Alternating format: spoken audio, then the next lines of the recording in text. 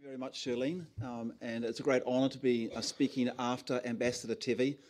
2 weeks ago, I was in New York with the Ambassador and the Vanuatu team as part of the preparation work for taking this UN General Assembly resolution forward. As he mentioned, the Vanuatu would hope that they are able to introduce the resolution into the UN General Assembly and have it voted by January of next year. I was actually in New York for other reasons.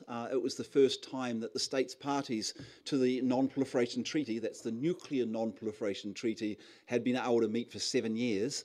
That was supposed to have their a review conference, which happens every 5 years. That was supposed to happen in 2020, but of course the pandemic put a hold to that. So my primary reason for being in New York was to meet around the nuclear threats. And as you may have been noticing, those nuclear threats have been getting worse with the Russian invasion of Ukraine. Oh, sorry, too fast?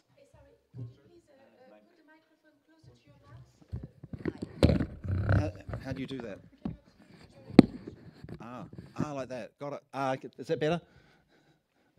Okay, sorry. So as you're aware, the nuclear threats have got worse following the Russian invasion of Ukraine, with specific threats made by Russia during this armed conflict. But that's not the only region. We also see nuclear tensions in the Northeast Asia, with North Korea versus South Korea, North Korea versus US. There's tensions between China and countries over the China Sea and territorial disputes, the status of Taiwan. So there are a number of conflicts there which are making the nuclear threat pretty high. So this was very important to have a meeting of the states parties to the Non-Proliferation Treaty. But it was also important to work on the other existential threat, key existential threat to humanity, which is the issue of climate change. So as Shirlene has said, my experience has been more in how to take the issue of nuclear weapons into the UN processes, into the International Court of Justice, into the United Nations General Assembly, into the treaty body organizations. But we can learn from that experience on the climate side. So I've been doing a lot of cross-fertilization of experience and ideas between the nuclear abolition movements and campaigns and climate change movements and campaigns. And this idea of taking the issue of climate change and the climate crisis to the International Court of Justice has come about because we took a case relating to nuclear weapons to the International Court of Justice back in 94 or 93, 94. The decision was rendered by the International Court of Justice in 96, and it's had a very important and positive impact on reducing the risk of nuclear war and helping to pave the way for nuclear disarmament. It was based on that experience that the Pacific Island students fighting for climate change proposed the idea of taking climate change to the International Court of Justice. They had studied the case that we took, and Nicole will mention this a little bit because she was instrumental in getting the Pacific Island students fighting climate change to take forward this issue. They found an open ear with some of the Pacific Island states because in the Pacific they suffer from both the impact of nuclear weapons. There were nuclear weapons tested in the Pacific, in the Marshall Islands, in Mururoa, in the Christmas Islands, and the impact of these nuclear tests has been horrific on the people of the Pacific, particularly on women and children, because the impacts of radiation impact women and children a lot more, and it's a transgenerational impact. So we are still seeing the impact. We still have birth defects, deformed babies, cancers, other diseases happening from the nuclear tests, even though the atmospheric test ended 2 generations ago. Basically, we are still having the impacts. And secondly, the Pacific Islands, even though their carbon footprint is very small, are already suffering from climate change. Already, high tides are sweeping over islands, turning fertile soil into salty soil because the ocean's washing over it, so they can't produce food. And we'll hear more, about that later on. So this dual threat is felt very directly by Pacific Islands states. And so that is why there was a very open ear. In fact, Nauru and Marshall Islands had already tried, to take this to the UN General Assembly earlier, but hadn't built up enough support. So this time round, knowing that this is a difficult thing to do, to get the UN General Assembly to agree on such an important topic, because it's challenging vested interests in the fossil fuel industry, in a fossil fuel economy. It's putting a much greater challenge on them than is happening in the current diplomatic processes. In the Paris Agreement, in the COP processes, the countries that are participating, they don't have to agree to anything more than they want to agree. They can't be forced into anything. They have their own sovereign right to say, we don't want to accept restrictions on our extraction industries, on our fossil fuel economy. This is as far as we're willing to go. That's part of the diplomatic process. But when you take a case to the court, it's going to be much more challenging, because then it will be identifying legal responsibilities. Not just what they're willing to accept, but what they have to do, what they're required to do, what international law is saying is required to ensure that we have a sustainable future. So that's why there's a lot of resistance. That's why it hasn't succeeded so far. That's why Vanuatu is playing a very sound strategy and spending time to build up support.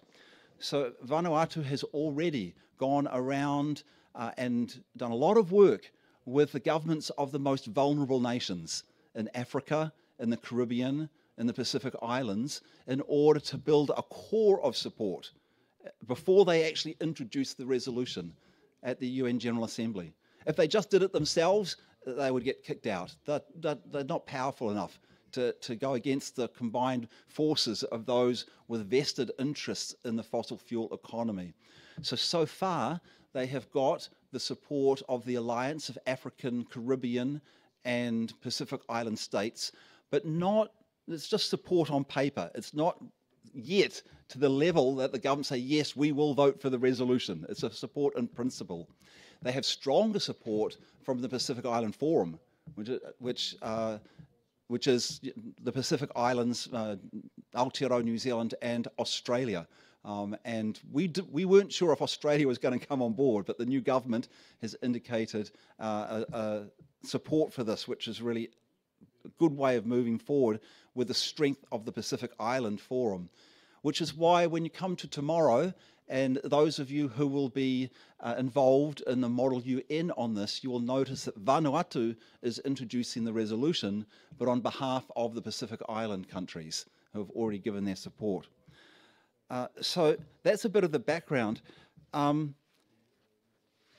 What did we have with the nuclear weapons case and why it was important? Because some people say, okay, you're going to the court, it's an advisory opinion, so what does that mean? Does that actually mean that the governments have to follow up, or is it just like advice? So first one needs to know that the advisory opinion case in the court is not the same as like going to your lawyer and asking for advice. An advisory opinion is an actual case in the court. It's called an advisory opinion because it's distinguished from the other type of case in the court, which is a contentious case. And what those are, a contentious case, I'll start with that one first, because that's the type of case that is best known in the International Court of Justice. A contentious case is when one country or a group of countries takes another country, or maybe a group of countries, but it's normally one-to-one, on a legal issue, a legal dispute between those two countries. They may say that, that the one country has violated the law with respect to maybe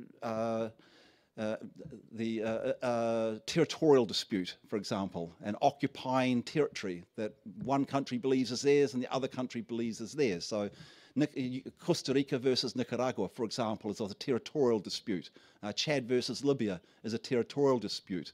Or it may be a dispute over resources like a river, who has access to the resources. So dispute between two countries.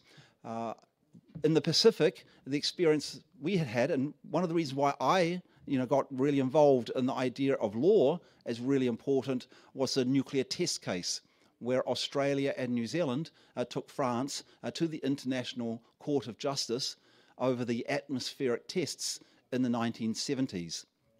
By the 1970s, Russia, or the Soviet Union then, the US and the UK had stopped atmospheric testing. They were underground. But France was still testing nuclear weapons in the atmosphere, in the Pacific, impacting on people in the Pacific. So our governments took a case. It has to be a government's for contentious case. Our governments took France to the court, and that was effective. It ended up in 1975, France announcing that it would stop atmospheric testing.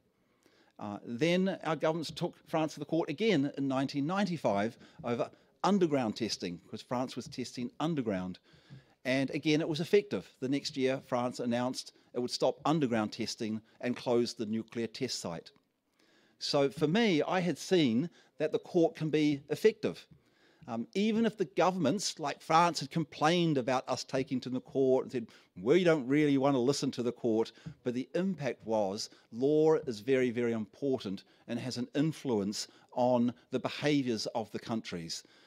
So that was what gave me confidence, some of these, to be involved in the legal approach. Similarly, with our case, which I'll now move over to advisory opinion. So the other type of case you can take in the court is, it's called an advisory opinion. It's not really a matter of advice, but why it's called that is because it's not one country taking another country to the court. It's a UN body taking a question to the court. And the UN body is asking a question about the application of international law to a specific issue. So in the case of the nuclear weapons, we had the UN General Assembly. It was asking the question of the International Court of Justice, is the threat or use of nuclear weapons permissible under international law?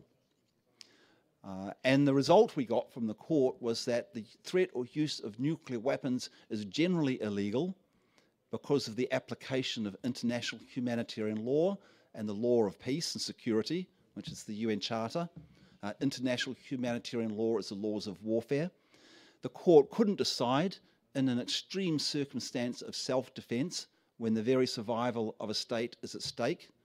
But regardless of this, the states had an obligation to pursue and bring to a conclusion negotiations for the complete elimination of nuclear weapons. So this was a very good case. Has it had an influence? Definitely.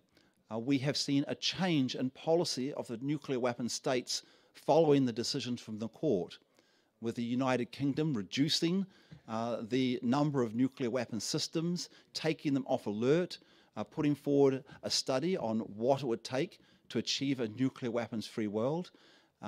The United States, which had not previously applied its nuclear war planning, which had not previously applied international law to its war planning system, CIOP it's called, its Strategic Integrated Operational Plan for use of nuclear weapons. Now they consider whether certain possible uses or threats would be consistent or inconsistent with international law, and even Russia does.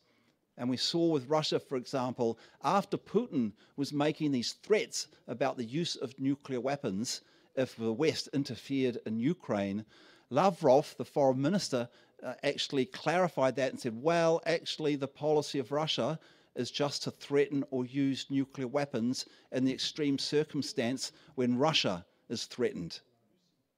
So that was basically coming from the decision from the International Court of Justice. So it can provide constraint on actions, and it can also provide impetus for disarmament. I won't go into more details in the interest of time. I'll flip over now to the process for the advisory opinion on climate change. So Normandy Chair for Peace, right from the beginning, was very engaged in this process. And in fact, is Tony the chair or the president? The chair. Tony Oposa, the chair of Normandy Chair for Peace, was one of the ones who really early on said, what a wonderful idea, and talked with his students. I think it might have been Tony who engaged Nicole and supported students taking this forward, and said it should be led by students because this is about the future. And so the Pacific Island students fighting climate change were very much guided by the initiatives and inspiration from Tony. He also, was saying Normandy Chair for Peace should be very, very engaged. So Normandy Chair for Peace set up a webinar series, other support system. I recommend going to the site on Normandy Chair for Peace webpage and on, the climate justice site, and you'll see there. So far, Normandy Chair for Peace has organised 3 webinars on different questions, including why go to the court, what's the experience of other advisory opinions, what types of questions could be asked, what law could be applied, how do you build a campaign, how do you overcome some of the blocks and the resistance, and the problems in moving this to ensure success. And then I think there's one more that Normandy Chair for Peace will be doing, which will be looking at what might be the outcome and how to effectively use that. So Normandy Chair for Peace is very much engaged in this, and the fact that we're doing tomorrow a model UN on the UN General Assembly process to take the question to the court is part of that contribution of Normandy Chair for Peace and will feed into the process. So Ambassador Tevi is looking forward to the result of your deliberations tomorrow. And we'll be very interested in some of the issues and ideas that come up, and that will help the process that's happening not just in New York, but this is not just happening in New York, it's happening in the capitals as well. So we're looking very much forward to that, and I'm looking forward to being engaged and will be available all through tomorrow. If you've got any questions about the process or how it'll happen, I think I'll also be helping Shirlene, who's going to be acting as the chair of the negotiations tomorrow, correct? Yeah. Because this is a really exciting initiative, taking the issue of climate change, the most important existential threat to the world and to the future, to the world's most important legal body, the International Court of Justice. Thank you.